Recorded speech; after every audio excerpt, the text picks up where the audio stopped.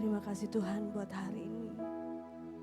Terima kasih bahwa Engkau masih melayakkan kami untuk kami dapat beribadah di tempat ini Tuhan. Dan biarlah Tuhan pada pagi hari ini kami bersuka di dalam Engkau Tuhan. Kami merasakan sukacita yang luar biasa daripada-Mu Tuhan. Dan biarlah Engkau memakai setiap kami Tuhan. Dalam setiap pelayanan setiap anak-anak-Mu Tuhan. Bahkan seluruh jemaat-Mu Tuhan. Dapat merasakan hadirat-Mu di tempat ini. Dan sukacita melimpah di dalam setiap kehidupan kami. Saat ini Tuhan kami serahkan dalam tangan kasih-Mu buat ibadah kami. Biarlah Engkau yang beracara Tuhan. Biarlah Engkau yang bekerja. Sehingga nama Tuhan saja dipermuliakan di tempat ini. Terima kasih ya Bapa. Terima kasih. Ini ucapan syukur kami. Haleluya. Amin.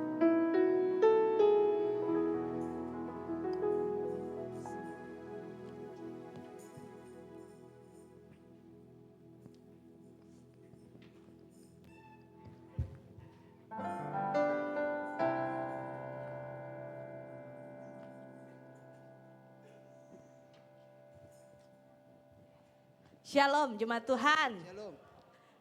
Kurang bersemangat. Shalom. Shalom.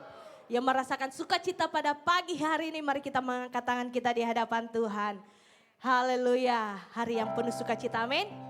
Mari kami mengundang Bapak Ibu untuk bangkit berdiri, kita bersukacita di hadapan Tuhan.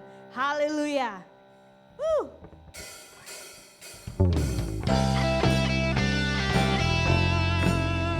Kita bersorak bagi Tuhan, kita meninggikan nama Tuhan dan memuliakan nama Tuhan. Haleluya. Dengan iman kita naikkan pujian ini.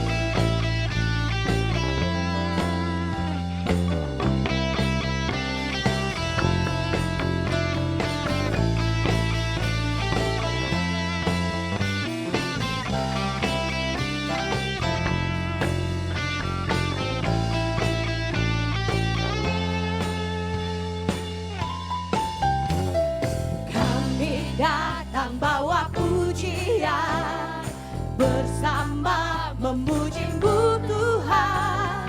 Satukan suara dan nyanyikan sorak kemenangan.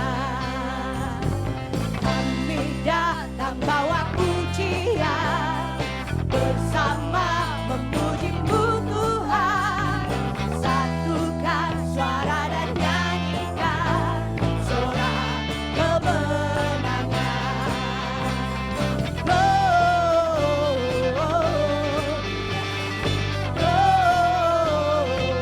Gloria, besar Tuhan, ditinggikan di atas segala glory.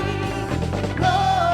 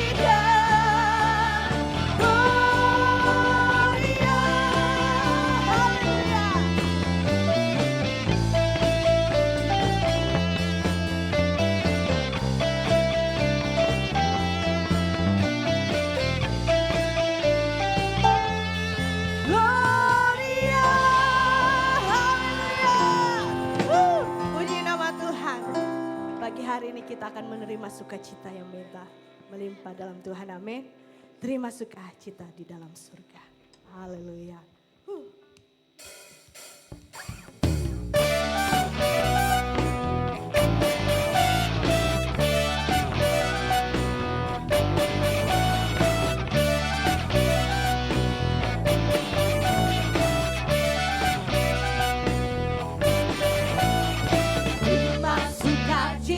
Surga, itulah kekuatan bagi jiwa. Ku dapat rasakan kasih-Nya di tengah badai yang bergelora. Terima sukacita surga, itulah kekuatan bagi jiwa. Ku dapat saksikan kuasa-Nya, takutkan badai yang bergelora.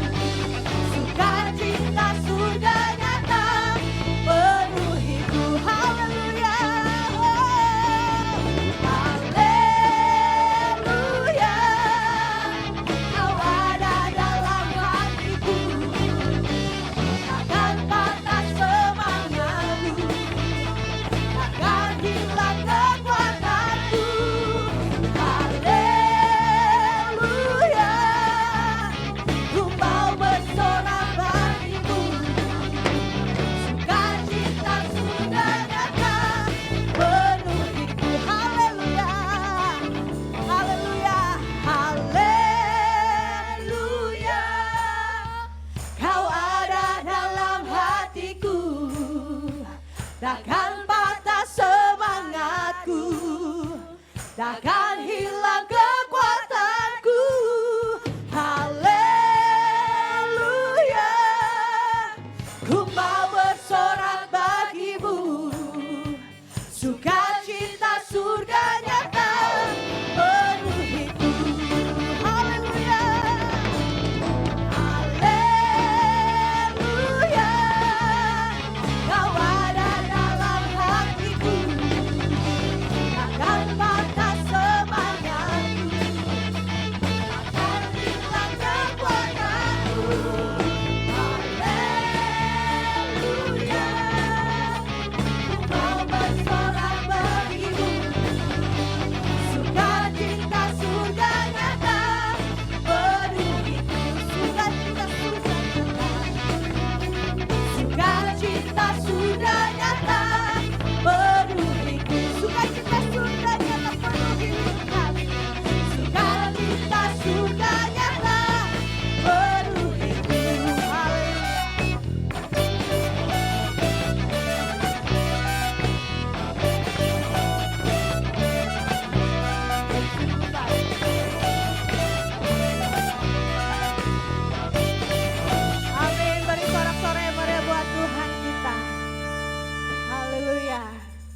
Puji nama Tuhan. Dia lahir untuk kami, Dia mati untuk kami, Dia bangkit bagi kami semua. Haleluya. Dia Yesus Tuhan kami, Dia Yesus Allah kami, Dia Raja di atas segala raja. Dia lahir untuk kami. Dia lahir untuk kami, Dia mati untuk kami, Dia bangkit bagi kami semua. Dia Yesus Tuhan kami, Dia Yesus Allah kami, Dia Raja di atas segala raja. Haleluya. Dia itu firman Allah yang turun ke bumi, yang jadi sama dengan manusia. Dia Yesus sobat kami, Dia Yesus Tuhan kami, Sang penebus juru selamat dunia. Dia lahir untuk kami, Dia mati untuk kami, Dia bangkit bagi kami semua.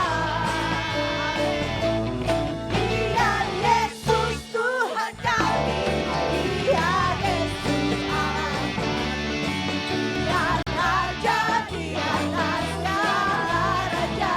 Dari dua firman Allah, Dia itu firman Allah yang turun ke bumi, yang jadi sama dengan manusia. Dia Yesus sobat kami, Dia Yesus Sang penebus juru selamat dunia. Sang penebus juru selamat, Sang penebus juru selamat dunia.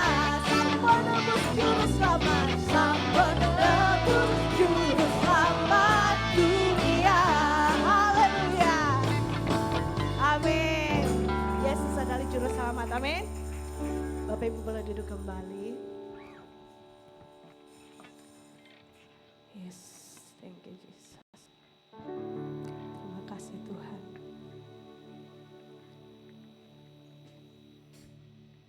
Saat ini kami datang Tuhan di hadapan-Mu, berserah penuh atas kebaikan Tuhan di dalam setiap kehidupan kami, atas penyertaan-Mu dalam kehidupan kami.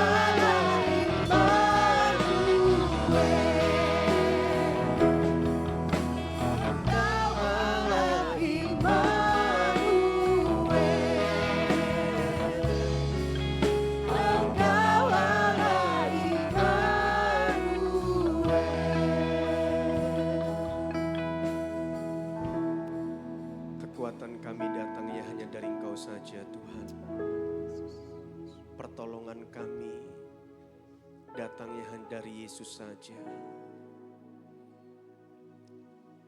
Di luar Kristus kami tidak bisa berbuat apa-apa. Kami bersyukur buat semua anugerah kebaikan-Mu atas hidup kami.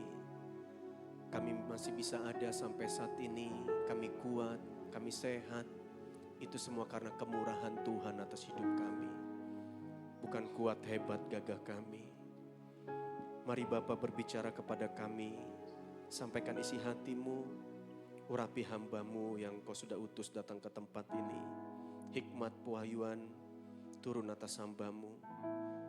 Hati kami terbuka untuk Engkau Roh Kudus. Biar firman-Mu mengubah kami, menegur kami, mengingatkan kami, membangkitkan iman kami, memerdekakan kami. Keluar pulang dari tempat ini, ada sesuatu yang kami dapatkan yang berasal dari Tuhan. Hidup kami diubahkan, hati kami diperbaharui, iman kami dibangkitkan. Dalam nama Yesus kami siap dengar firman-Mu. Dalam nama Yesus kami berdoa dan ucap syukur. Mari mengasihi Tuhan sama-sama katakan amin. Silakan duduk Bapak Ibu Saudara. Shalom. Bapak Ibu, ada beberapa hal saya mau sampaikan sebelum kita mendengar firman Tuhan. Yang pertama ada berita suka.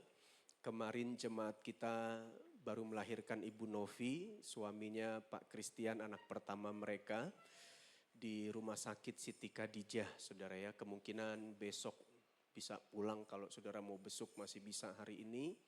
Dan berita duka yang kedua adalah jemaat kita, saudara Rudi, anak youth kita, anak muda kita, papanya meninggal tadi, saudara. Jadi nanti ada ibadah jam 7 malam, ibadah penghiburan, besok juga jam 7 malam. Dan hari Selasa ibadah pelepasan jenazah jam 11 siang di Mawang, akan dimakamkan di Mawang ya. Dan yang ketiga yang perlu saya sampaikan, saya ingatkan kembali Bapak Ibu, jangan lupa tanggal 25 Natal gereja kita di Runtono jam 5 sore ya. Jadi saudara jangan datang ke gereja, datangnya ke restoran Runtono jam 5 sore. Bapak Ibu boleh ajak keluarga saudara ya, suami saudara yang udah gak aktif ke gereja, istri, anak, menantu, tetangga, sepupu yang udah lama gak ibadah, gak lama ke gereja, saudara boleh ajak ya. Ini jadi momen penjangkauan kita juga. Dan juga buat jemaat-jemaat yang sudah mungkin lama tidak ibadah, saudara boleh ajak mereka ya, atau sepupu saudara siapapun. Nah karena ini kita di restoran Runtono, saya mau ingatkan Bapak Ibu, nanti kita makannya prasmanan. Jadi kita sebagai tuan rumah, kita izinkan dulu sebagai tamu undangan atau siapapun yang di luar jemaat untuk makan terlebih dahulu ya. Jadi kita sebagai tuan rumah, kita kasih kesempatan tamu ataupun undangan saudara kita yang bukan jemaat, kita prioritaskan untuk makan terlebih dahulu. Dan yang kedua, kita kasih kesempatan untuk orang tua terlebih dahulu ya. Jadi saudara yang masih muda, izinkan orang tua supaya nanti kita rapi tertib makannya saudara ya. Saya percaya pasti nanti Natal kita banyak jiwa dimenangkan, nama Tuhan dimuliakan. Amin. Dan saya mewakili panitia mengucapkan terima kasih buat semua taburan Bapak Ibu Saudara. Dana Natal kita cukup ya, bahkan surplus ya. Surplus. Mana panitia Natalnya? Lagi keluar ya. Ya, Tuhan Yesus memberkati taburan kita. Dan hari ini kita bersyukur firman Tuhan akan disampaikan oleh mbaknya Pastor Ishak Moses ya. Pak Ishak Moses ini baru pertama kali melayani di gereja kita. Sebenarnya udah lama saya undang tapi di cancel terus karena beliau sibuk saudara. Jadi saya maklum dan puji Tuhan hari ini Pak Ishak bisa hadir bersama dengan istri. Selamat datang Pak Ishak dan Ibu. Saya percaya firman Tuhan hari ini akan menjamah kita. Bapak Ibu dengar firman Tuhan sungguh-sungguh, buka hati, Tuhan akan bicara sama kita. Sekali lagi terima kasih Pak Ishak dan Ibu buat waktunya, waktu dan tempat kami persilahkan Pak. Beri tepuk tangan buat Tuhan kita saudara.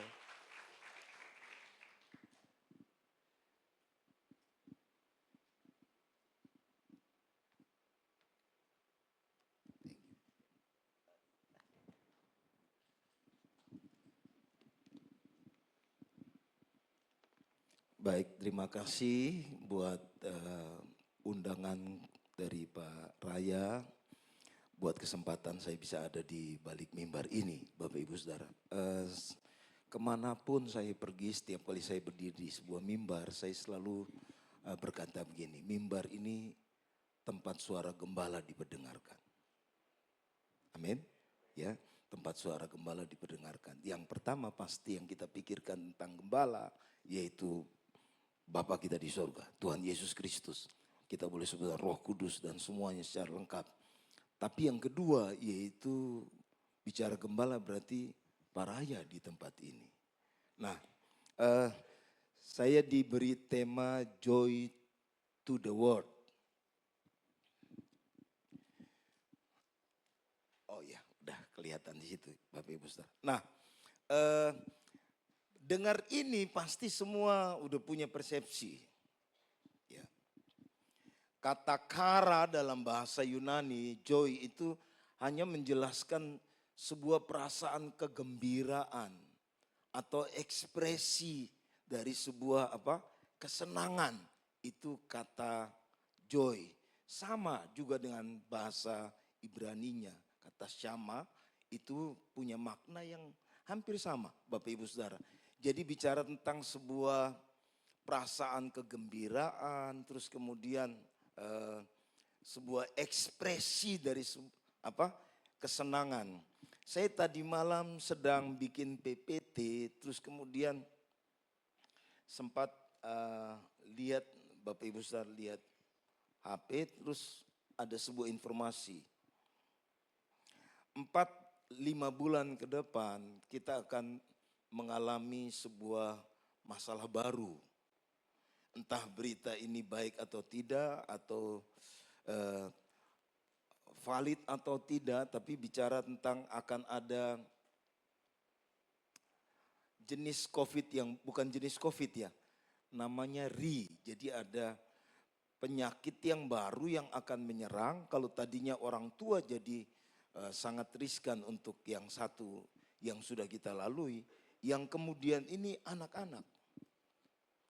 Saya sambil lagi memikirkan tema tentang ekspresi kegembiraan, sebuah pengalaman sukacita Bapak Ibu Saudara, terus melihat itu. Ada banyak keadaan atau informasi yang kita dengar berkaitan dengan tahun 2025, salah satunya yaitu pajak 12%. Halo? Dan ada banyak situasi yang lain yang kita belum tahu, di luar kendali kita. Muncul pertanyaan, apakah mungkin kita itu bisa bersuka cita dengar kondisi begini? Orang tua kita dipanggil, atau tadi ada keluarga yang dipanggil, pasti yang muncul hati yang duka, bukan joy, bukan sukacita, hati yang duka. Nah, ada beberapa catatan di sini Bapak Ibu Saudara. Sukacita itu universal ya. Namun saya tulis di sini sangat sangat personal. Karena tiap orang punya batasan sendiri dalam kehidupan dia. Bisa Bapak Ibu Saudara tangkap ya.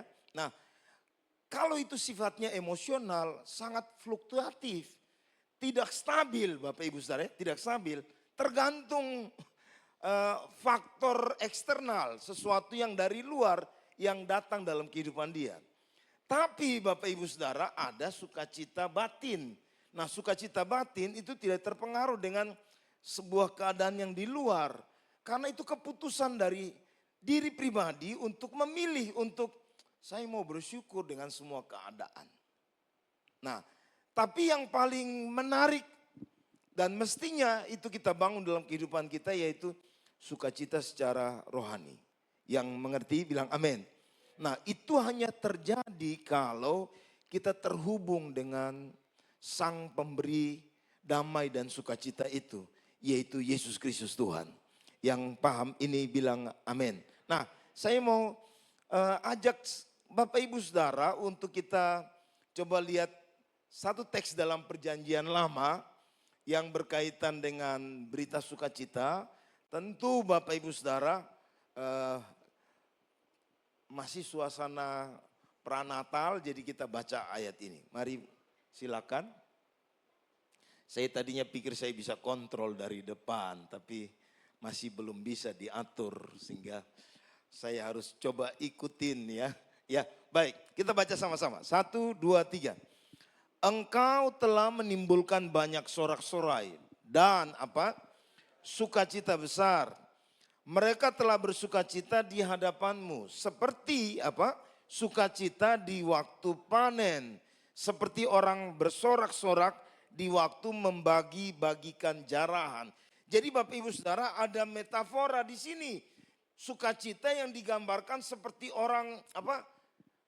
Panen, Bapak Ibu Saudara. Ya, saya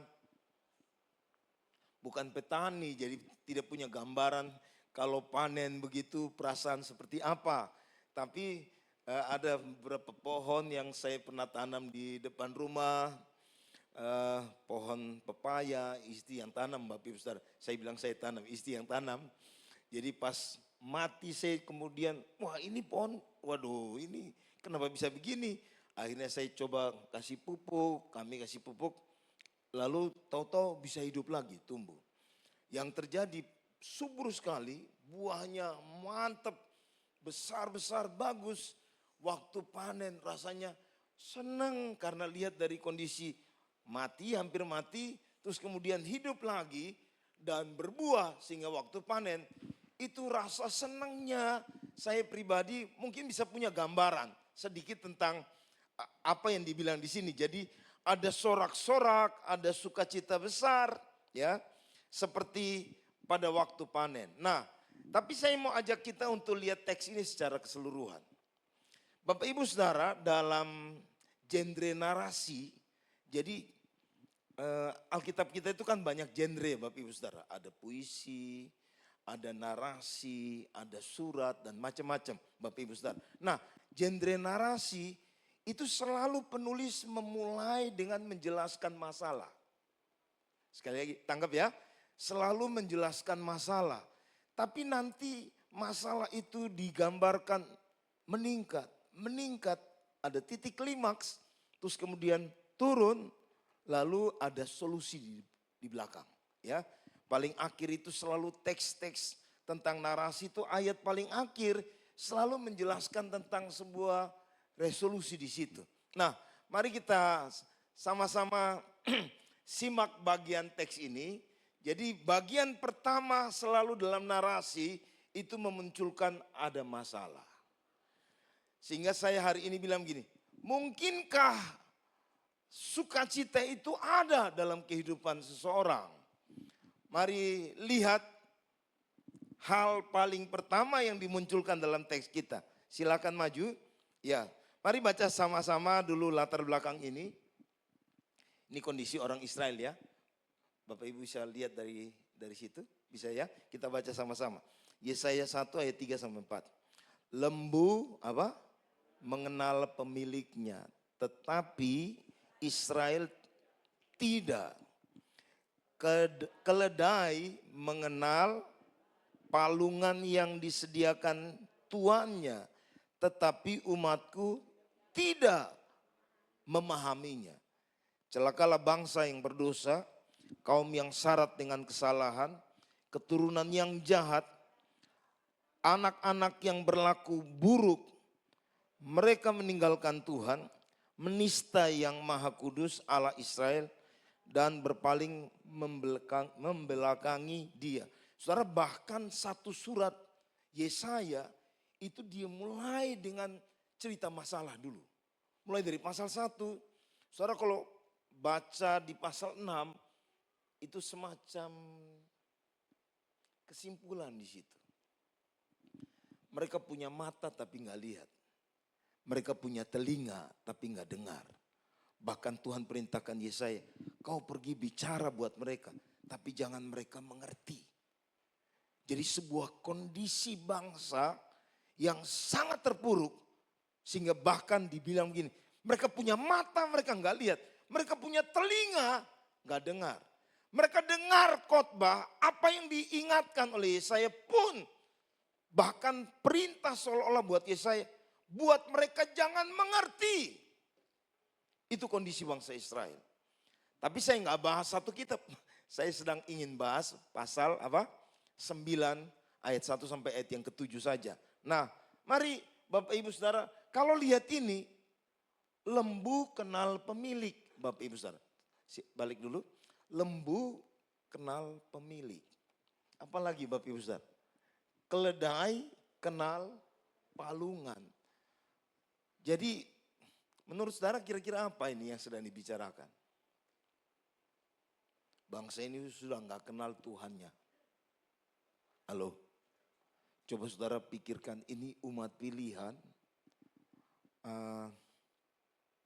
Ada begitu banyak perbuatan Allah yang dahsyat yang mereka alami.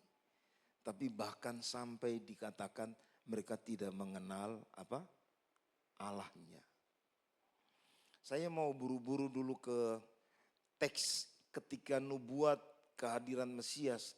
Di Yohanes pasal 1 ayat 10 bilang begini. Tuhan itu ada di tengah-tengah mereka. Berdiam di tengah mereka. Dia yang menciptakan alam semesta atau langit dan bumi. Tapi demikian mereka tidak mengenalnya. Jadi Bapak Ibu Saudara, kalau di nubuatan ini Yesaya itu menjelaskan tentang sesuatu yang nanti akan terjadi. Yang luar biasa ketika itu digenapkan, bahkan dibilang gini, Yesus itu sudah diam di tengah-tengah manusia. Dia itu pencipta, tapi toh ini ironis sekali. Mereka tidak apa? Kenal dia. Wow. Nah, mari sama-sama coba lihat problem ini. Saya bahas dua saja, dua bagian. Ada problem dan problem itu dijelaskan beberapa tingkat atau beberapa kondisi. Lalu kemudian kita akan lihat bagaimana solusi yang dijelaskan dalam teks ini. Saudara, silakan maju. Ya, next. Kita baca ini yang saya bilang selalu dimulai dengan ada masalah. Boleh sama-sama baca, 1, 2, 3. Tetapi tidak selamanya ada apa? Kesuraman. Untuk negeri yang terimpit itu. Kalau dahulu Tuhan merendahkan tanah Sebulon dan tanah Naftali, maka di kemudian hari ia akan memuliakan jalan ke laut daerah seberang sungai Yordan. Wilayah apa? Bangsa-bangsa lain. Persoalan yang ada di sini dibilang yaitu ada kesuraman. Terus kemudian negeri yang terimpit, seolah-olah terkurung, dibiarkan ada dalam sebuah masalah serius. Kita tahu sejarahnya, orang Israel pasca Salomo terbagi dua, utara dan apa? Selatan. Yang utara ada 10 suku, yang selatan ada 2 suku, yaitu Yehuda dan Benyamin. Nah, saudara, suku ini yang menarik dalam catatan sejarah panjang. Suku bagian selatan Yehuda menjadikan tempat ibadah, pusat ibadah itu di Yerusalem. Orang utara tidak mau bergabung. Halo, tidak mau bergabung. Ini masalah kan, Bapak Ibu Saudara? Padahal sama-sama satu suku. Mereka akhirnya buat kayak semacam apa ya? Tandingan. Jadi mereka buat tempat penyembahan baru di Samaria. Itu bagian utara. Itu persoalan-persoalan yang hadir buat bangsa ini. Mereka bahkan perang. Mereka dijadikan bahan atau alat adu domba oleh bangsa-bangsa yang lain. Sehingga utara dan selatan itu bahkan sampai berperang. Ini padahal satu bangsa, anak-anak dari keturunan yang sama, yaitu Yakub, Bapak Ibu Saudara. Tahun 710 yang utara dibuang ke Suriah hari ini.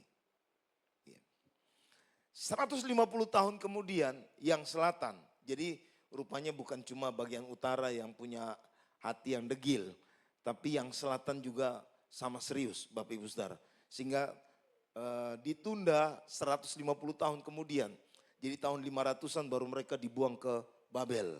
Nah, dalam catatan cerita sejarah yang pulang hanya dijelaskan yang pulang dari Babel. Tidak ada banyak cerita tentang yang dari Surya, Bapak Ibu Saudara. Bisa tahu ya cerita Alkitab ya. Jadi yang balik itu sehingga hari ini kita hanya kenal satu suku, Yehuda. Yang kita bilang bangsa apa? Yahudi ya. Orang-orang bangsa lain kenal Yahudi. Karena itu yang balik Bapak Ibu Saudara, yang balik lagi ke tanah yang Tuhan janjikan kepada mereka. Nah, saya enggak mau bicara panjang lebar tentang itu. Tapi ada yang menarik tentang bangsa ini. Coba Bapak Ibu Saudara lihat ya. Balik dulu. Sorry, balik. Ya. Jadi dibilang ada kesuraman tentang negeri ini. Tapi tidak selamanya akan seperti itu. Di kemudian hari Tuhan akan memuliakan. Saya mau buru-buru buat kesimpulan praktis dulu buat kita.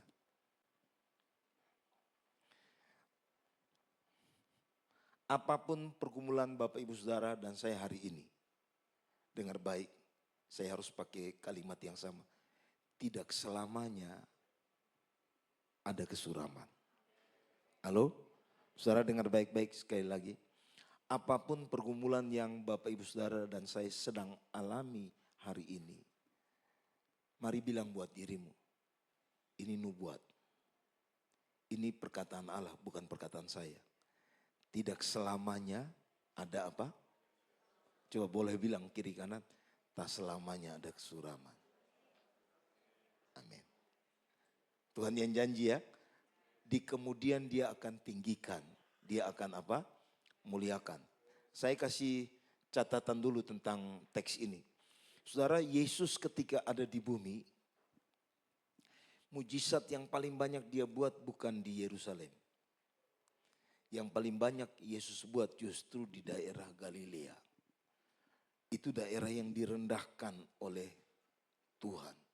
Tapi di kemudian ditinggikan. Bahkan murid-murid Yesus sebagian besar, hampir semua itu datang dari apa? Daerah Galilea. Tuhan pakai untuk kemudian memasyurkan namanya. Jadi hari ini kabar baik buat kita, apapun masalah yang kita mungkin buat label ini suram. Bilang sekali lagi, tidak selamanya ada kesuraman. Boleh tepuk tangan buat Tuhan Yesus. Nah, Bapak Ibu coba mari lihat ada satu kisah bagus, saya mau jadikan ini contoh saja. Saudara pasti paling hafal karena pasti sudah dikhotbahkan di sini Bapak Ibu Saudara. Tahu tokoh ini? Yaitu siapa mereka? Siapa ini? Om Sakar ya. Kalau orang Makassar mungkin bilang Om Caka, kalau orang Ambon bilang Om Caka. Bapak, saya ini orang Ambon Saudara ya. Om Caka sama Tante Elis ya, Tante Elis. Nah, rupanya Om Caka sama Tante Elis ini punya persoalan serius. Mereka orang yang luar biasa, Alkitab bilang takut Tuhan. Mereka pelayan Tuhan, tapi punya masalah serius, yaitu mandul. Oh, apakah itu masalah? Dalam perjanjian lama, mandul itu boleh dibilang sama dengan kena kutuk. Bapak Ibu Saudara, halo? Bisa tangkap ya? Saya pelan-pelan. Mandul itu boleh dibilang sama dengan kena kutuk. Nah persoalannya, kalau rakyat biasa nggak masalah. Ini imam, orang yang melayani di bait Allah. Apa kata orang? Kira-kira begitu ya. Loh, apa yang dibicarakan orang? Imam kok begitu? Ini hamba Tuhan kok begitu? Dan saya terlalu percaya Bapak Ibu Saudara. Pasti seperti banyak di antara kita. Awal menikah sudah langsung punya pikiran saya mau punya anak 5. Saya mau punya anak 10. Saya mau punya anak 12. Jangan punya anak 2 Bapak Ibu Saudara. Itu programnya Pak Soeharto. Kan Pak Soeharto sudah tidak ada. Kenapa masih pakai punya anak 2 begitu ya. Sampai hari ini saya itu kadang-kadang heran. Saya boleh turun aja Pak ya. Saya udah datang baru pertama kali terus terkurung di atas mimbar. Saya turun aja lah. Biar lebih dekat-dekat dengan Pak Raya. Saya taruh sini. Baik. Jadi Bapak Ibu yang hari ini mau menikah jangan pernah merencanakan punya anak 2. Karena itu programnya Pak Soeharto. Tolong ini jangan dimasukin di video. Ya, itu programnya Pak Soeharto. Saya satu hari ditanya sama dosen saya dulu, Pak Sem Sokota. Pak Sem ketemu baru berapa tahun lalu, tanya, Moses, kamu lupa khotbah saya? Kamu lupa pelajaran saya tentang family? Maaf Om, sudah terlalu lama. Jadi saya lupa. Kenapa anak kamu 2? Karena kebetulan ada 2 anak kami sama-sama. Kenapa anak kamu 2? Kamu lupa dulu ajaran Om? Pertimbangkan sosiologi anak, pertimbangkan psikologi anak. Karena sosiologi, seorang perempuan harus punya teman main seorang laki-laki untuk dia mengenal lawan jenis. Dari rumah hendaklah dia bisa kenal lawan jenis. Bagaimana berinteraksi dengan lawan jenis. Itu dikasih ingat. Kamu lupa. Jadi sudah pas untuk itu. Ada anak pertama laki, anak kedua kami perempuan.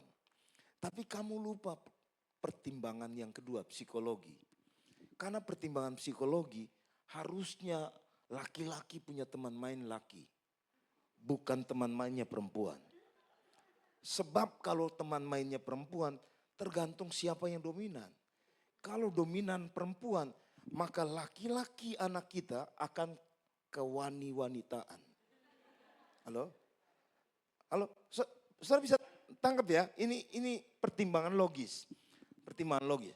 Tapi kalau kamu punya anak laki dominan, anakmu perempuan pasti kelaki-lakian.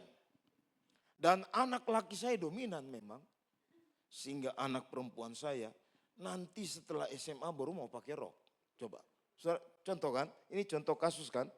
Nah, jadi tolong yang rencana anak 2 itu zamannya Pak Soeharto. Ya ini udah lain ya. Mari kita kembali ke zaman Mesir aja. Punya anak banyak-banyak supaya ditakutin. Halo, supaya menakutkan boleh ya. Kan itu kata Alkitab, bukan kata saya. Jadi orang-orang Israel kan di Mesir itu punya anak banyak-banyak sampai orang Mesir pun takut. Karena mereka begitu luar biasa berkembang. Hari ini mereka pakai pendekatan itu. Punya anak banyak. Tapi saya senang ketemu misionari. Coba Bapak Ibu tanya misionari anaknya berapa. Bapak Ibu kalau ketemu, 5, 6. Kita punya anak 2 cukup. Padahal misionari, mereka jauh-jauh dari negaranya datang tinggal di Indonesia. Kalau tanya susahnya, sama susah dengan kita sebetulnya. Tapi punya anak pilih banyak-banyak. Coba tanya, mungkin ada yang keliru dengan kacamata kita. Tapi saya balik dulu. Ini kok sampai sudah lari ke situ. Nah, saya kayaknya mesti balik ke teks. Gak apa-apa ya Pak Raya ya. Saya sedikit terbang-terbang. Oke, Bapak Ibu saudara. Ini mandul, gak punya anak. Tapi yang luar biasa. Ketika dia mengalami perjumpaan dengan Tuhan. Bahasa Tuhan begini, doamu sudah dijawab. Mana mungkin? Gitu. Itu Om Saka bilang begitu. Dan Tuhan harus buat dia bisu. Karena ketidakpercayaan itu. Tapi sampai pas anak itu lahir, Tuhan buka mulutnya. Wow, ini orang luar biasa. Yang menarik waktu ditanya, kasih nama siapa? Yohanes. Kita nggak punya anak nama Yohanes. Di keturunan kita, keluarga kita nggak ada yang namanya siapa? Yohanes. Itu bukan budaya kita. Tapi si Om minta sini. Waktu masih bisu, dia tulis Yohanes, langsung terbuka mulutnya. Ada banyak kebenaran yang sebetulnya bisa disampaikan dari teks ini. Orang ini konsisten dengan apa yang dia terima dari Tuhan. Sekalipun ada banyak kondisi internal yang bisa mempengaruhi dia. Tapi dia luar biasa. Nah, saya balik di sini. Tidak selamanya ada apa? Ini contoh Om ini. Jadi hari ini Kalau yang belum punya anak, kayaknya Pak Raya, biar ini kesempatan hari ini kita doakan. Supaya bahasa hadir begini, doamu telah dikabulkan. Karena tidak selamanya ada kesuraman. Tepuk tangan buat Tuhan Yesus. Kita maju, boleh maju. Maksudnya maju next itu. Oke. Ya. Maju lagi. Ya, karena udah tadi. Oke, kita baca bagian yang kedua untuk lihat ada persoalan di sini. Jadi Bapak Ibu Saudara, yang pertama bilang suram. Tapi yang kedua, dia mulai tambah meningkat. Coba baca yang kedua, sama-sama. 1, 2, 3. Bangsa yang berjalan di dalam kegelapan telah apa? Melihat terang yang besar. Mereka yang diam di negeri kekelaman, atasnya terang telah bersinar. Jadi ada masalah di sini, yaitu dibilang berjalan dalam kegelapan. Lalu yang kedua, diam di negeri apa? Kekelaman atau kegelapan. Coba next.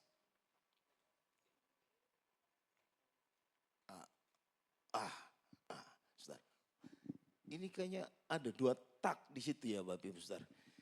Itu bahasa yang di atas itu bahasa Ibrani Bapak Ibu Saudara. Tapi saya sudah translate, boleh kita baca aja. Hak, itu ya bisa dibaca. Ha itu artikel. Holekim ba kosek Bapak Ibu Saudara. Nah kata ha holekim itu bicara tentang berjalan, berperilaku.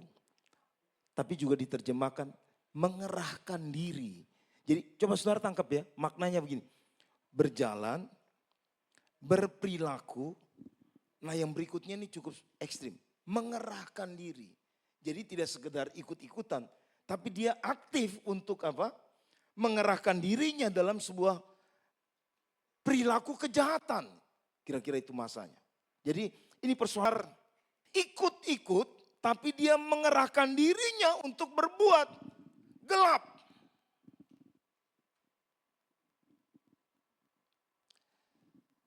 Saya awal tahun khotbah di salah satu cabang kami, Bapak Ibu Saudara, di salah satu mall di Jakarta. Dan pas datang gembalanya bilang ini, Pak Moses, coba cek di dalam gereja Bapak, anak-anak muda. Apa Pak persoalannya Pak? Salah satu persoalan yang cukup serius dan itu banyak orang terlibat. Tapi salah satu yang jadi persoalan cukup serius yaitu anak-anak muda. Lalu dia cerita begini, anak muda dia judol lalu pinjol. Dari judol pinjol. Tahu ya Bapak Saudara? Nah ini yang sekarang lagi diberantas Pak Presiden kita. Semangat mestinya. Kita mesti kasih semangat Pak Prabowo untuk berantas ini. Dari judol akhirnya itu bayang-bayang kepingin berhasil barangkali. Padahal Bapak Ibu Saudara, ada juga kesaksian dari orang-orang yang pernah terlibat yang sampai dirugikan miliaran rupiah. Punya bahasa begini, semua itu settingan. Sudah disetting oleh mana ada bandar mau rugi. Sudah disetting kalau cuma dikasih icip-icip. Icip-icip terus kemudian tertarik Bapak Ibu Saudara. Wah saya menang. Akhirnya icip-icip itu buat anak muda ini sampai minjam pinjol itu ratusan juta. Di kondisi itu jadi mungkin dia pikir coba saya main lagi mungkin bisa dapat. Mungkin bisa dapat karena pernah dikasih icip-icip itu Bapak Ibu Saudara. Lalu akhirnya sampai ratusan juta. Dia sudah gak bisa bayar. Lari ke Pak Gembala. Minta tolong Pak Gembala bagaimana. Karena mulai datang penagih hutang. Kalau dalam konteks 2 Raja 4 baguslah Bapak Ibu Saudara. Ya, ini lain ceritanya ini Bapak Ibu Saudara. Jadi datang penagih hutang. Pas penagih hutang datang karena sudah gak bisa. Lari ke Gembala. Gembala kumpulkan pengerja karena ini anak Bapak Ibu Saudara. Ini anak-anak dalam gereja. Jadi kemudian mereka punya kesimpulan kita semua nabur. tapi dia harus ganti. Jadi ada keluarganya yang bekerja aktif, yang harus bekerja untuk ganti rugi uang itu. Sampai kapanpun lu harus tetap ganti. Jadi keputusannya begitu. Jadi bukan dikasih gratis, dikasih untuk menyelesaikan masalah, tapi kau harus bereskan masalah itu dengan bayar kembali. Itu persoalan Bapak Ibu Saudara. Nah, yang begini ini menurut saudara, ini hanya mengalir ikut atau mengerahkan diri kemudian. Kalau analisa saya, awalnya mungkin ikut-ikutan. Belakangan mulai mengerahkan diri untuk ada dalam kondisi gelap seperti itu. Kata kosek itu Bapak Ibu Saudara, kosek, bicara kegelapan. Saudara bisa tinggal baca di situ. Silakan maju, saya mau buru-buru lihat yang kedua. Kasih tunjuk yang kedua. Nah, yang kedua persoalan yang muncul di teks itu, yaitu berjalan dalam apa? Kegelapan. Sebetulnya dalam terjemahan yang paling pas, yaitu ada dalam bayang-bayang kematian. Tinggal di tanah kematian. Itu terjemahan bahasa, kalau saya langsung terjemahkan dari bahasa asli. Nah Bapak Ibu Saudara, saya lebih pilih pakai bahasa Latin. Saya lebih pilih pakai bahasa Latin karena akrab dengan kita. Akar kata daripada kata ini, habitantibus ini Bapak Ibu Saudara, yaitu habito. Apa? Habito. Saudara pernah kenal kata habitat? Habitat. Itu bukan bahasa Indonesia. Itu bahasa Latin Bapak Ibu Saudara. Habitat itu menjelaskan begini. Saya nggak mungkin berenang, masuk nyelam, satu hari nggak muncul-muncul. Pasti kalau nggak muncul, tinggal dipanggil ambulans Bapak Ibu Saudara. Bisa tanggap Bapak Ibu Saudara? Karena itu bukan habitat saya. Kalau saya nggak muncul-muncul dan tetap hidup, mungkin saya udah jadi putri duyung barangkali. Bapak Ibu, bisa tanggap ya? Karena itu bukan habitat saya. Jadi kalau udah masuk, paling tahan 1 menit, muncul lagi. Ya, muncul lagi. Paling tahan 1 menit, muncul lagi.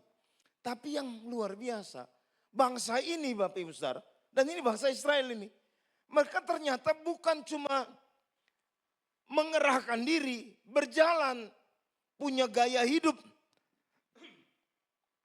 punya kebiasaan seperti itu, tapi jadi habitatnya mereka. Tinggal dalam gelap, tapi nggak merasa tidak nyaman. Dia bahkan nyaman di situ. Halo, ini bukankah ini persoalan serius?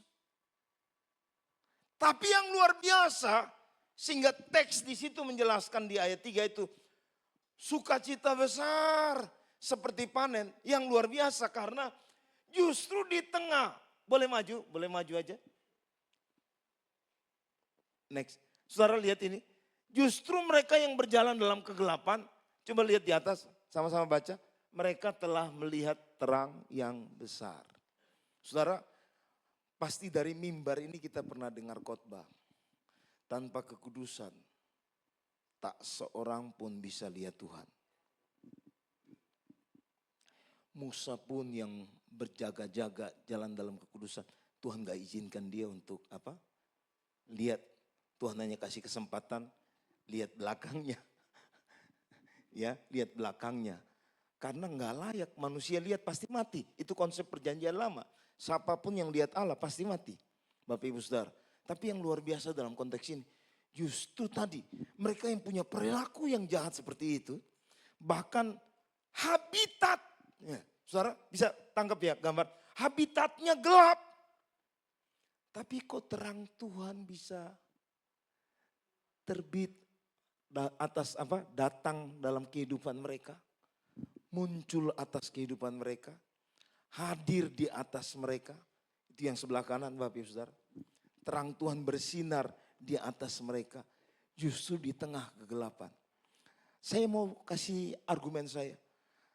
Catatan ini buat saya, itu hanya memberi gambaran buat kita tentang betapa besarnya kasih karunia Tuhan. Betapa besarnya kebaikan Tuhan, kasih Tuhan buat kehidupan kita. Itu sebabnya kalau dibilang begini, mengapa dunia melihat kesukaan yang besar? Karena justru di tengah ketidaklayakan, Tuhan itu mau datang kepada manusia yang berdosa itu. Itu kabar baik buat kita. Itu kabar baik tentang Christmas buat kita. Yang mengerti ini, tepuk tangan buat Tuhan Yesus. Justru yang gelap bisa lihat terang. Bahkan Tuhanlah yang berinisiatif untuk bawa terangnya di atas kehidupan mereka. Satu contoh dalam teks Yohanes, coba maju. Boleh maju? Ya, saudara pasti tahu ini siapa dia. Lihat gambar di sebelah kanan, siapa dia? Siapa? Halo? Kira-kira yang anak muda, siapa ini? Yang lihat gambar di sini siapa kira-kira? Kok malu-malu jauh? Ini pasal 4 dari kitab Yohanes. Coba lihat pasal 4 kitab Yohanes, cerita tentang apa ini? Iya, saudara tahu ini perempuan berdosa. Luar biasa ini Bapak Ibu Saudara. Orang biasanya laki yang punya istri banyak Bapak Ibu Saudara. Dalam cerita Alkitab kan laki punya istri banyak karena degil hatinya itu Bapak Ibu Saudara. Ini lain, ini perempuan bisa punya suami banyak. Poliandri Bapak Ibu Saudara. Ya, poliandri. Ini terbalik ya, perempuan punya apa? Suami banyak. Yang menarik dari cerita Yesus Bapak Ibu Saudara, bahkan seolah-olah Yesus itu melanggar banyak unsur budaya, banyak unsur etika. Hanya untuk mendekati perempuan ini. Jadi bahasa begini, terang Tuhan itu datang ke atasnya. Saya lihat ini sebagai gambaran cerita ini. Yesus ketemu dia datang ke apa? Ke sumur siang hari, lalu Yesus pelanggaran pertama. Dia minta minum kepada orang Samaria. Itu pelanggaran pertama. Tapi itu pendekatan yang Yesus buat untuk menjelaskan buat kita bahwa ternyata yang tidak layak itu terang Tuhan mau datang ke situ. Halo, bukankah ini kabar sukacita buat kita? Saya kayaknya udah gak usah perpanjang, saudara tahu cerita ini kan. Tapi yang lebih tidak etis lagi, minta minum dari embernya itu perempuan itu. Pernah diekspos di TV waktu itu tentang orang-orang Yahudi yang Yahudi Ortodoks itu. Mereka naik pesawat aja pakai apa? Plastik tutup semua. Karena nggak mau bersentuhan dengan orang. Dia nggak mau bersentuhan dengan orang. Jadi sampai pakai plastik nih. Mau naik pesawat, di pesawat pakai plastik tutup semua. Itu orang Yahudi Ortodoks. Saking menganggap orang lain tidak kudus semua. Sehingga mereka najis. Tapi yang luar biasa, ini embernya perempuan Samaria. Yang ada air di situ. Yesus minum dari situ.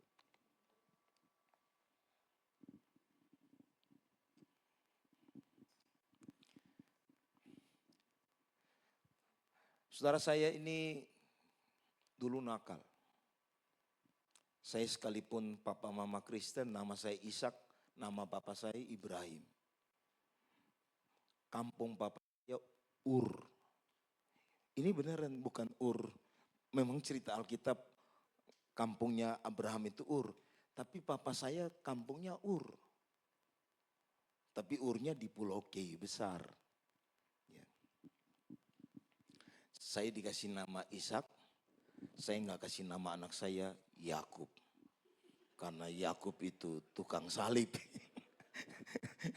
Saya kasih nama anak saya Jeremy, jangan Yakub deh. Ya, minta maaf kalau ada yang nama Yakub. Minta maaf ya, saudara. Tapi saya mau balik ke cerita ini Bapak Ibu Saudara. Ternyata Tuhan itu luar biasa ya Bapak Ibu Saudara, Tuhan luar biasa. Saya itu dulu terlibat okultisme, lalu kemudian gaya hidup begitu keras karena dari SMP, orang tua papa saya polisi, latih bela diri di rumah, sampai saya mulai bisa keluar dan pergi cari tempat-tempat pembelajaran untuk bela diri, sampai jadi pelatih, jadi asisten pelatih. Dan hidup saya keras, Bapak Ibu Saudara, keras. Karena perilaku orang tua yang juga keras. Nah, tapi saya hari ini mau bilang buat Bapak Ibu Saudara, itulah kasih Tuhan. Tuhan pilih saya jadi hamba Tuhan, saya nggak pernah duga. Dulu saya kuliah di sini di UKIP, teknik sipil. Mimpi saya jadi seorang pembangun kayak tempat Pak Raya yang begitu bagus seperti ini. Itu mimpi saya. Ya. Tapi ternyata Tuhan panggil saya untuk jadi hamba Tuhan. Yang anak-anak muda dengar baik. Hari ini saya bisa bilang, coba mungkin saudara tanya Pak Raya. Saya bangga jadi hamba Tuhan. Ya, halo. Teman-teman saya masih banyak yang hari ini pernah ketemu dan mereka bilang, wow, kami bangga, kami kagum lihat kamu. Maksudnya, Bapak Ibu Saudara bisa tangkap ya. Jadi ternyata dulu itu pilihan Tuhan, maksudnya itu pilihan Tuhan. Tapi coba buat anak-anak muda dengar baik, dengar baik. Jangan ragu-ragu, khawatir untuk melangkah ketika Tuhan panggil engkau untuk jadi hamba Tuhan. Halo, sekalipun anak-anak kami mungkin trauma jadi hamba Tuhan karena dalam membangun pelayanan mereka lihat, wow, papa mama bergumul, papa mama puasa dan sebagainya. Papa mama mendapat perlakuan yang tidak terlalu terhormat dan itu bisa jadi trauma buat mereka. Tapi saya selalu bilang tunggu waktunya Tuhan akan panggil mereka untuk ada dalam pekerjaan pelayanan. Nah Bapak Ibu Saudara saya balik ke sini. Jadi Bapak Ibu lihat masalah pertama sambil yang suram. Ini bukan cuma sekedar suram Bapak Ibu Saudara. Mereka mengerahkan diri dalam kegelapan. Mereka punya habitat gelap. Coba lihat yang berikutnya, maju. Nah, yang berikutnya, ini sudah ya, betul ya? Oke, nah ini alasan berikutnya. Bahwa kenapa sukacita itu ada. Coba kita baca sama-sama ayat ini. 1, 2, 3. Sebab kuk yang menekan dan gandar yang di atas bahunya, serta tongkat si penindas telah kau patahkan seperti pada hari kekalahan Midian. Ini semua metafora Bapak Ibu Saudara. Jadi saudara lihat persoalan-persoalan yang dikemukakan oleh penulis. Ini masalah. Tapi selalu digambarkan bahwa wow, kebaikan Tuhan itu nyata di situ. Mulai dari suram, mulai dari perjalanan dalam kegelapan, habitat dalam kegelapan. Sekarang bahasa yang hadir di sini. Mengapa ada sukacita besar? Karena kuk. Bapak Ibu Saudara, kuk itu yang dua begini. Ada di gambar sebelah ini kuk. Lalu gandar itu yang ada tali ke belakang. Yang nanti tersambung dengan kayak kayu di belakang lalu nyambung ke alat untuk penggarap kalau di kebun atau di sawah. Bapak Ibu Saudara itu gandar. Lalu kemudian ada tongkat. Saya lebih pilih cemeti yang dipakai ya. Ya sebetulnya tongkat ya dipakai untuk pukul. Itu gambaran tentang sebuah perbudakan ya. Keadaan yang tidak bebas. Bapak Ibu Saudara, Alkitab bilang begini, itu dipatahkan oleh Tuhan. Jadi hari ini, cuma mari saudara punya gambaran hidup, kok begini, kok begitu, masalahnya begitu luar biasa dalam hidup. Saya terlalu percaya, dengar baik. Mengapa ada sukacita besar? Karena yang seperti ini pun, itu dipatahkan oleh Tuhan. Yang sana yang suram tidak selamanya, yang gelap berubah jadi terang yang muncul. Sekarang yang ini dipatahkan oleh Tuhan. Sekali lagi, keadaan apapun yang Bapak Ibu Saudara sedang alami. Mari perhatikan baik-baik. Yang pertama, tidak akan pernah selamanya ada kesuraman. Yang kedua, yang gelap justru telah lihat banyak terang Tuhan. Sinar kemuliaan Tuhan itu datang dalam kehidupan kita. Lalu yang ketiga, dibilang gini, kuk, gandar, tongkat pemukul itu dipatahkan oleh Tuhan, dibuat itu jadi selesai dalam kehidupan kita. Mari alami sukacita besar karena pengalaman itu hadir dalam kehidupanmu. Tepuk tangan buat Tuhan Yesus. Saya teruskan yang berikut. Kita baca sama-sama. 1, 2, 3. Setiap sepatu tentara yang berderap-derap, setiap jubah yang berlumuran darah akan jadi umpan api. Saya terjemahkan dengan tafsiran yang sederhana. Pengalaman-pengalaman yang menakutkan justru membuat api Allah itu muncul. Saya berdoa biar itu terjadi juga bagi kehidupan kita. Tepuk tangan buat Tuhan Yesus. Nah, sekarang kita mau lihat solusi apa yang disampaikan dalam teks Alkitab. Maju untuk saya tutup bahan yang berikutnya ini. Kita baca sama-sama. 1, 2, 3. Sang Mesias Juru Selamat itu hadir. Kita baca 1, 2, 3. Sebab seorang anak telah lahir untuk kita. Seorang putra telah diberikan untuk kita. Lambang pemerintahan ada di atas bahunya. Dan namanya disebutkan orang. Saya rubah di bawah karena di teks asli dibuat terbalik dalam teks LAI. Namanya disebutkan orang, ajaib, penasehat, bukan penasehat ajaib, ajaib dulu. Baru penasehat, kemudian apa? Allah yang perkasa, Bapa yang kekal, Raja damai. Ada berapa itu Bapak Ibu Saudara? Ajaib, penasehat, Allah yang perkasa, Bapa yang kekal, Raja damai. Boleh saya tanya, berapa banyak yang ingin alami keajaiban demi keajaiban di tahun 2025? Saudara siap alami? Amin. Saya berdoa biar semua kita lihat mujizat dalam hal aspek apapun itu terjadi dalam kehidupan saudara saya. Mengapa kita yakin bahwa pengharapan kita itu pasti? Karena seorang anak telah lahir, telah diberikan buat kita. Siapa dia? Yesus Kristus Tuhan. Tepuk tangan buat Tuhan Yesus. Berapa banyak yang perlu nasihat? Atau pertanyaan terbalik, berapa banyak yang tidak perlu nasihat?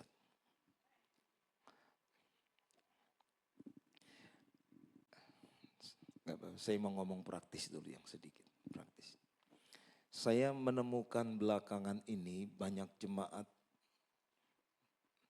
yang ketika bermasalah dan tidak datang ke pendetanya untuk minta nasihat atau konseling, selalu cenderung memilih bukan, ada lagu begini, ku terhubung denganmu, apalagi selalu melekat di hatimu, terus firmanmu itulah dasar hidupku yang berdaulat.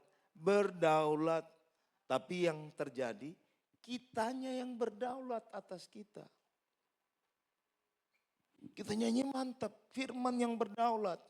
Tapi yang terjadi, kita yang lebih pilih. Ikuti emosi kita.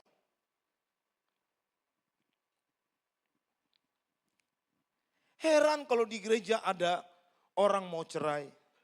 Buat saya itu heran. Mengapa?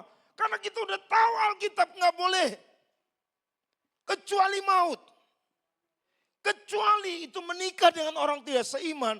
Dan orang tidak seiman itu yang meminta cerai. 1 Korintus 7. Itu Paulus seolah mengizinkan. Sekalipun dia tutup dengan bahasa ini. Kamu dipanggil untuk hidup dalam damai sejahtera. Artinya tetap upayakan damai. Itu kecuali menikah dengan orang yang tidak seiman. Dan yang tidak seiman itu ingin cerai. Mungkin itu bisa terjadi. Lalu yang satu lagi yang Yesus bilang di Matius 19. Zina. Tapi zina ini perlu khotbah sendiri. Karena hanya kecuali ya zina dalam pengertian ini perbudakan. Zina bukan sekedar jatuh. Tapi habitatnya itu. Dan dialah yang minta cerai.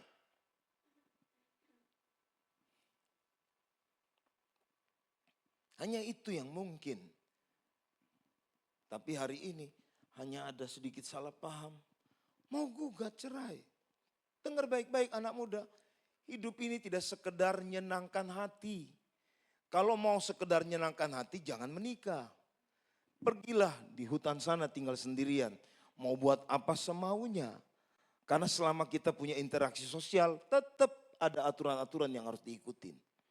Dan karena aturan itu kita tidak bisa untuk berdaulat dalam semua perkara.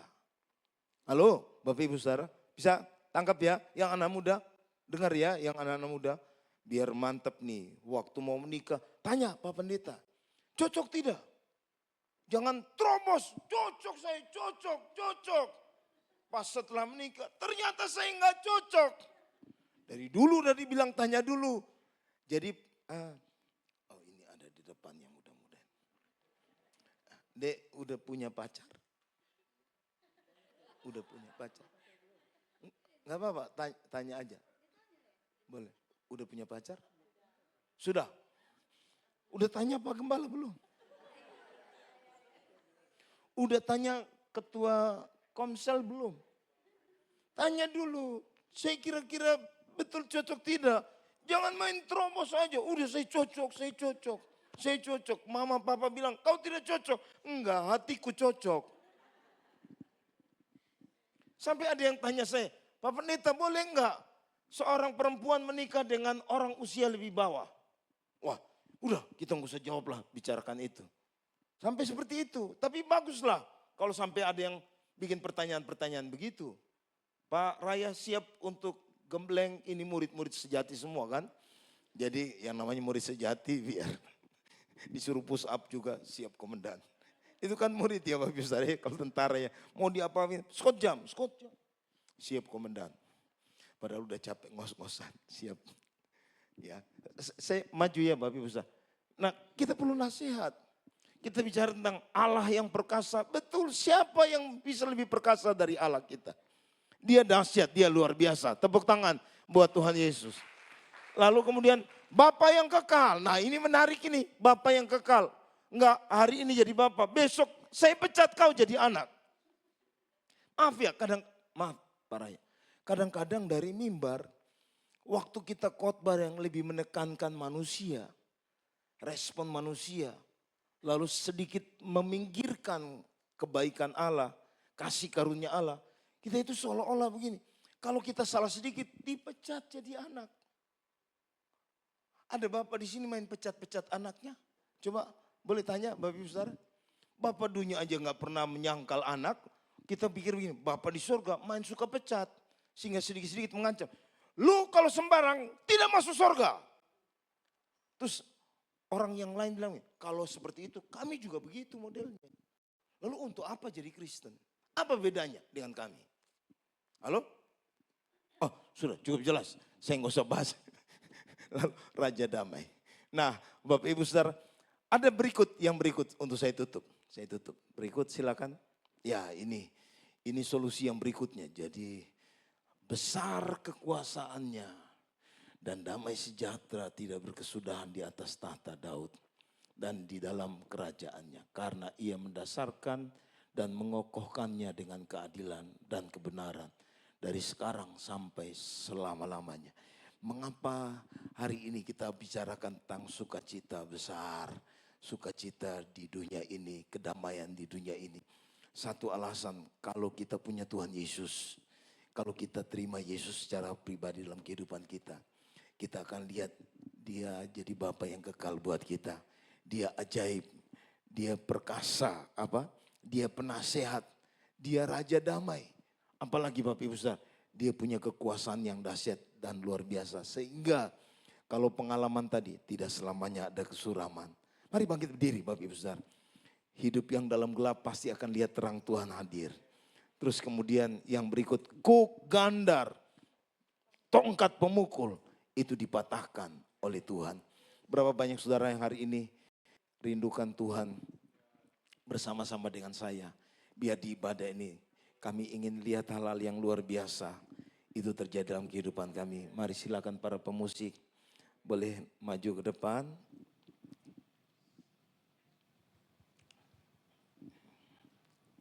minta nada G. Ku terhubung denganmu, yes. Selalu melekat di hatimu, firman-Mu itulah dasar hidupku yang berdaulat atasku. Ku terhubung denganmu, ku terhubung denganmu, ya selalu melekat di hatimu, firman-Mu itulah dasar hidupku yang berdaulat atasku. Bapak Ibu Saudara, dengar sekali lagi. Kesuraman, keadaan yang gelap, bahkan keadaan-keadaan yang membelenggu, memperbudak, menekan kita. Hari ini kabar baik. Mengapa sukacita itu kita punya? Mengapa sukacita rohani itu akan nyata dalam kehidupan kita? Ingat bahasanya, seorang anak telah dilahirkan bagimu. Dia adalah ajaib, dia penasehat, dia adalah Bapa yang kekal, Allah yang perkasa, Raja damai. Mengapa sukacita besar itu hadir? Karena Tuhan rubah tidak selamanya kesuraman itu. Kegelapan itu akan disinari dengan terang Tuhan. Dan belenggu yang mengikat itu akan dipatahkan. Berapa banyak saudara yang hari ini mengharapkan Tuhan untuk berperkara bagimu. Yang sedang bergumul untuk sesuatu dan engkau sedang ingin merindukan untuk itu dipatahkan bagimu. Hari ini minta dari Tuhan dalam nama Yesus. Dalam nama Yesus. Atau mungkin saudara yang sedang melihat kegelapan. Dengarkan baik, Tuhan bahkan datang kepada wanita perempuan yang punya 6 suami itu. Mari dengarkan baik, kasih Tuhan luar biasa bagimu dan bagiku. Mari buka hati, terima Yesus secara pribadi dalam kehidupan. Berapa banyak saudara yang di hari ini, saudara butuh doa yang khusus, angkat tanganmu di hadapan Tuhan. Angkat tanganmu di hadapan Tuhan. Saya minta Pak Gembala akan berdoa dan akan serahkan apapun pergumulanmu. Percayalah bahwa tidak selamanya ada kesuraman. Percayalah bahwa dari gelap akan terbit terang Tuhan yang ajaib itu. Percayalah bahwa Tuhan sendiri yang akan patahkan segala belenggu-belenggu.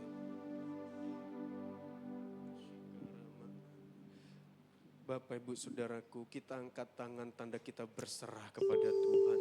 Bahwa kita enggak mampu tanpa Dia.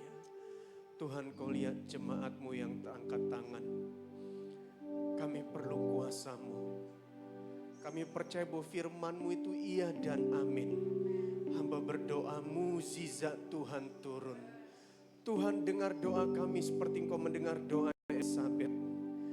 Tuhan jawab doa kami seperti Engkau menjawab doa Zakaria. Walaupun itu mustahil, walaupun itu tidak mungkin, tapi kami yakin, kami percaya hari ini. Apa yang tidak mungkin bagi manusia itu mungkin bagi Tuhan. Apa yang mustahil bagi manusia, tidak ada yang mustahil bagi Engkau. Hamba berdoa, jawab doa kami. Tuhan dengar doa kami di dalam nama Yesus. Mukjizat-Mu dinyatakan Tuhan, kami percaya badai pasti berlalu. Kekelaman tidak selamanya ada dalam kehidupan kami. Kegelapan sudah berlalu dan terang Tuhan terbit atas kami. Segala kutuk Tuhan sudah patahkan di dalam nama Yesus. Hamba berdoa pintu yang tertutup Tuhan bukakan. Mukjizat Tuhan dinyatakan. Di dalam nama Yesus kami terima dengan iman. Dan kami akan melihat, kami akan mengalami. Mukjizat Tuhan itu nyata atas hidup kami. Turun atas hidup kami Tuhan. Dan kami percaya, kami imani Tuhan mendengar doa kami. Yang sakit Tuhan sudah sembuhkan, yang lemah Tuhan kuatkan. Dan hamba berdoa semua doa harapan kerinduan kami.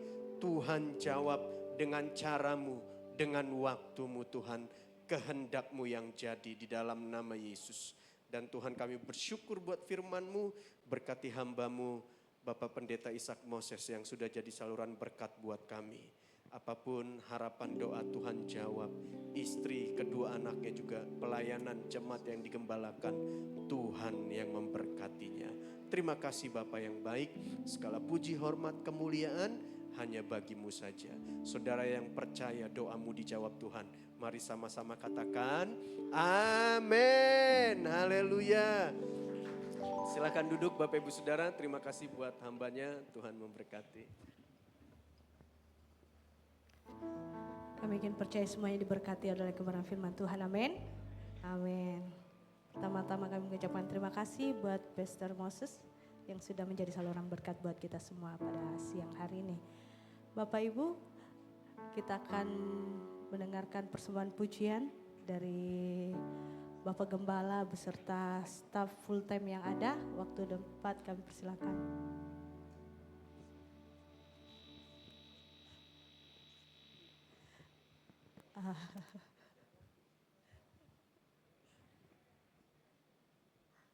Staf full time yang ada bisa maju ke depan.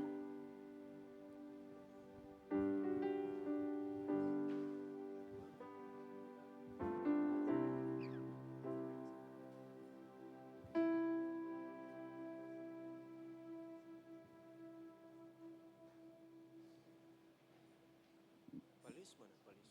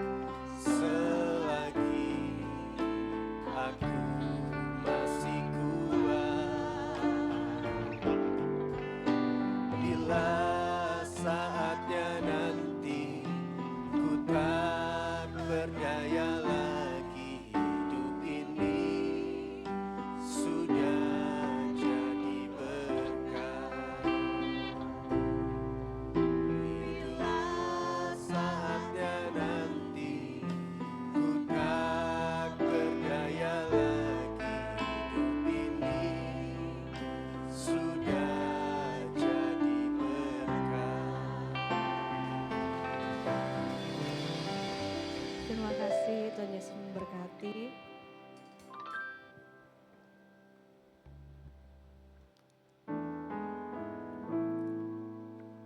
Baik Bapak Ibu, saatnya kita akan berikan yang terbaik buat Tuhan Yesus kita. Mari kita berikan taburan yang terbaik buat Dia, sebab Dia layak kita agungkan. Dan sebelum kita memberikan persembahan, mari kita satu di dalam doa. Bapa, kami bersyukur buat anugerah-Mu, buat kasih setia-Mu yang selalu ada buat hidup kami. Kami boleh mendengarkan firman-Mu yang mengajar, mendidik, menegur kami, hingga kami dapat semakin bertumbuh. Bapak, terima kasih juga buat kesempatan pada hari ini, siang ini kami akan beri persembahan kami. Segala sesuatunya hanya untuk Tuhan dan kami semua diberkati dalam nama Yesus. Kami ucap syukur, haleluya, amin. Amin.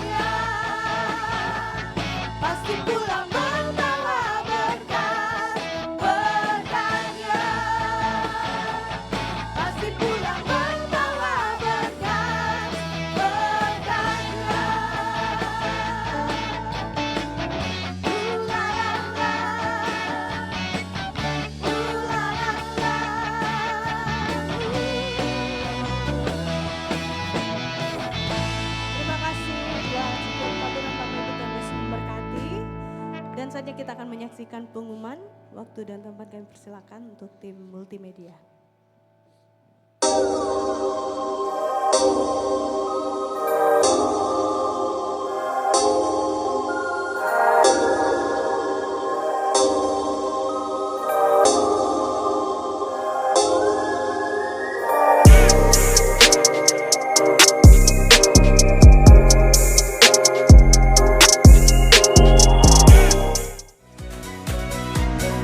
Salam Jemaat Gereja Utusan Pantekosta, berikut kami sampaikan beberapa informasi penting gereja.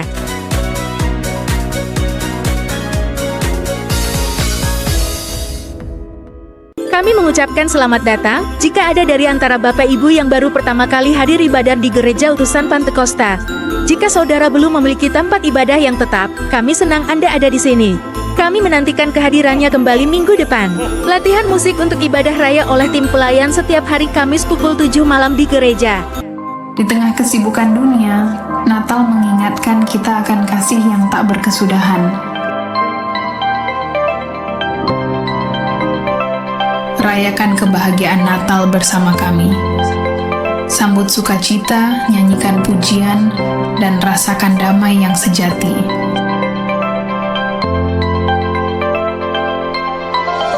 Jangan lewatkan perayaan Natal di GUP pada tanggal 25 Desember pukul 5 sore, bertempat di Runtono, lantai 2. Kami mengingatkan kembali kepada Bapak, Ibu, Saudara, yang mengambil bagian pelayanan perayaan Natal dan pengisi acara untuk hadir gladi kotor malam ini di gereja pukul 5:30. Kami mengajak seluruh jemaat Tuhan untuk hadir dalam ibadah tutup tahun pada Selasa, 31 Desember pukul 6 sore bertempat di gereja.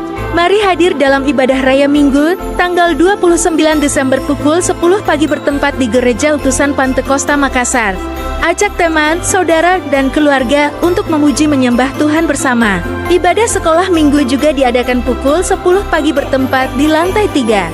Jika ada dari jemaat yang ingin memberikan taburan persembahan dan perpuluhan via transfer, silahkan transfer ke rekening gereja. Demikian informasi dari kami, selamat hari Minggu, Tuhan Yesus memberkati. Ya, baik Bapak Ibu, kami berharap Bapak Ibu bisa hadir dalam acara Natal kita, sekali lagi tanggal 25 bertempat di restoran Runtono. Bagi Bapak Ibu yang ingin mengajak teman-teman atau keluarga bisa hadir bersama-sama. Dan saatnya kita akan mengakhiri ibadah kita pada siang hari ini. Kami undang seluruh jemaat untuk bangkit berdiri. Kita berdoa, kita bersatu hati. Biar kuasa Tuhan bekerja bagi bangsa dan kota kita. Haleluya Yesus.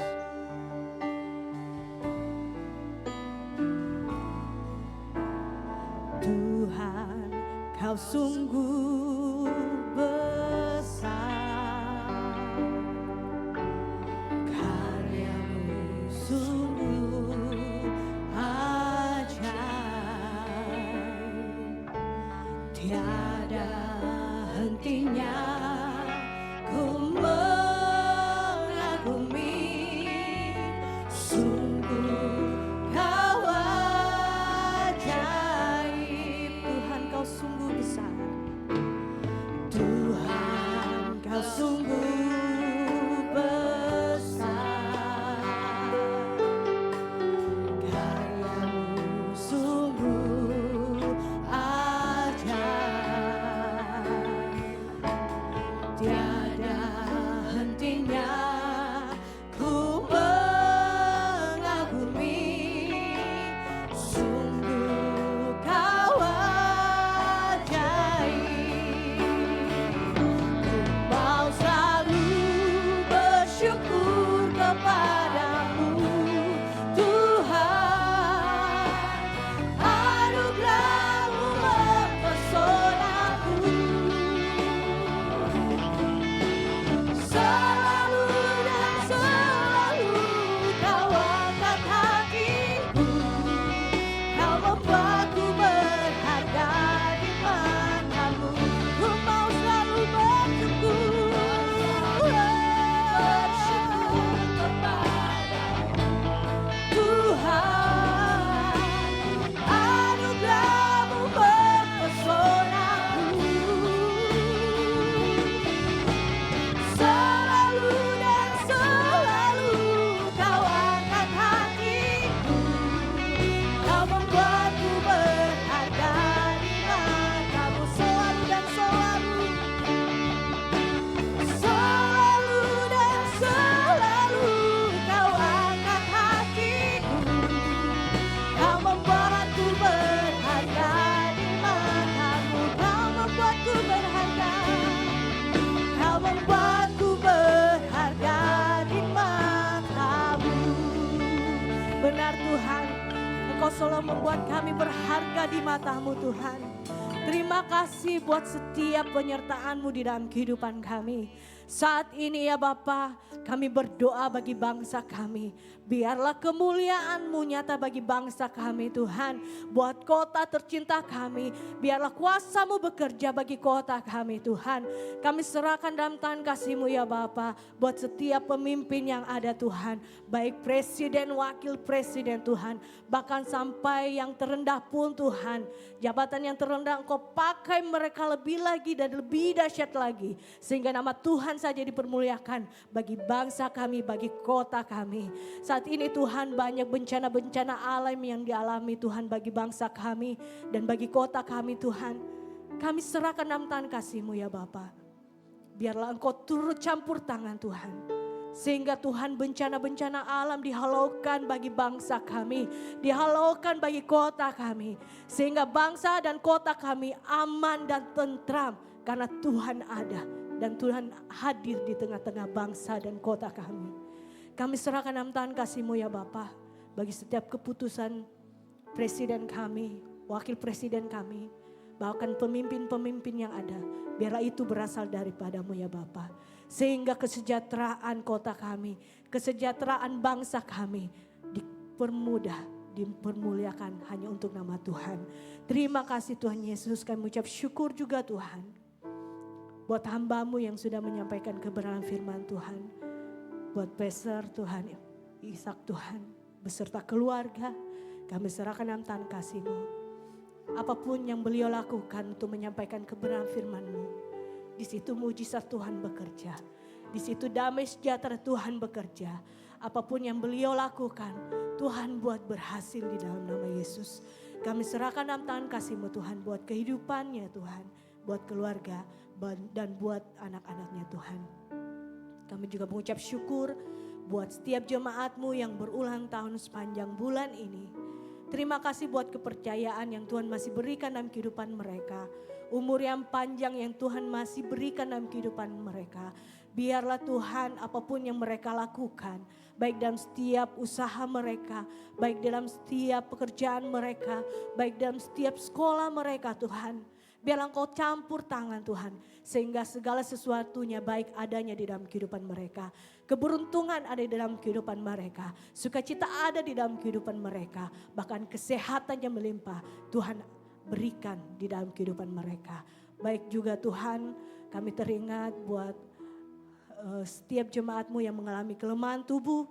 Kami serahkan dalam tangan kasih-Mu. Berikan kemampuan, berikan kesehatan Tuhan. Dari ujung kepala sampai ujung kaki Tuhan. Engkau murnikan kembali. Sehingga kesehatan yang melimpah nyata bagi seluruh jemaat-Mu Tuhan. Sehingga mereka dapat merasakan sukacita melimpah. Untuk hadir bersama-sama memuliakan dan meninggikan nama-Mu ya Bapa. Kami juga Tuhan berdoa Tuhan buat acara kami di tanggal 25 Tuhan. Kami serahkan dalam tangan kasih-Mu. Biarlah Tuhan Engkau memberikan cuaca yang terbaik. Segala sesuatunya Tuhan kami hanya berikan kepadamu Tuhan. Biarlah Engkau yang campur tangan Tuhan. Biarlah Engkau yang melawat Tuhan acara kami. Sehingga acara kami berjalan dengan baik, berjalan dengan lancar. Bahkan Tuhan banyak orang yang diberkati melalui acara kami Tuhan. Kami serahkan dalam tangan kasih-Mu Tuhan. Buat setiap juga Tuhan kendaraan-kendaraan yang kami pakai untuk kami hadir. Engkau tutup bungkus kami dengan kuasa darah-Mu. Sehingga Tuhan kami dapat bersama-sama meninggikan Engkau Tuhan. Memuliakan nama-Mu. Raja di atas segala raja. Terima kasih ya Bapa. Terima kasih. Kami mengucap syukur atas kebaikan Tuhan di dalam kehidupan kami. Haleluya. Jemaat yang dikasih Tuhan, arahkan hati kita kepada Tuhan. Terimalah firman Tuhan yang kau dengar hari ini. Renungkanlah dan lakukanlah dengan setia. Janji Tuhan digenapi atas hidupmu. Tuhan mengangkat kau naik bukan turun. Tuhan tetapkan kau jadi kepala bukan ekor. Apapun yang kau perbuat Tuhan buat berhasil. Keluar masukmu diberkati Tuhan. Hidupmu memberi arti buat banyak orang. Nama Tuhan dimuliakan melalui hidupmu. Haleluya. Amin. Kiranya Engkau memberkati aku berlimpah-limpah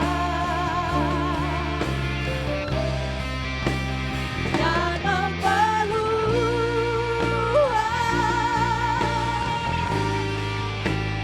daerahku.